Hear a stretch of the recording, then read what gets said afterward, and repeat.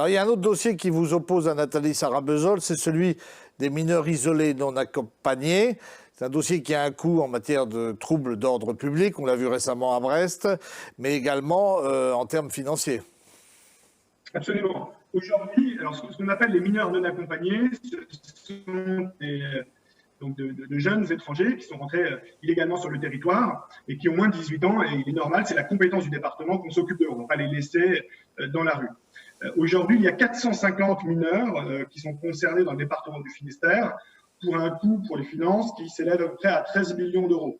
Juste pour vous donner une comparaison, en 2012, il y en avait 12. Donc on est passé de 12 mineurs à 450 et d'un coût qui était quasiment de zéro en 2012 à 13 millions d'euros. Alors nous ne remettons pas en cause cette compétence, qui par ailleurs est une compétence nationale qui nous est confiée. Il faut, c'est un effort de solidarité qui nous est demandé, s'occuper de ces jeunes.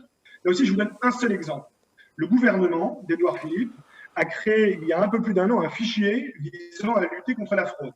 Qui consiste à dire quoi? Qui consiste à dire qu'avant de bénéficier de l'aide départementale, on va aller vérifier dans ce fichier si vous n'avez pas été déjà reconnu majeur dans un autre département. Parce que quand vous avez un jeune qui arrive et qui dit qu'il a 17 ans, c'est très difficile de savoir s'il en a 17 ou 23. S'il en a 17, il doit être soutenu par le département. S'il en a 23, il ne doit pas être soutenu par le département.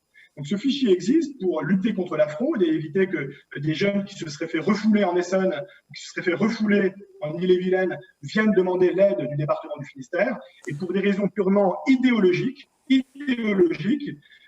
l'exécutif socialiste refuse de se servir de ce fichier.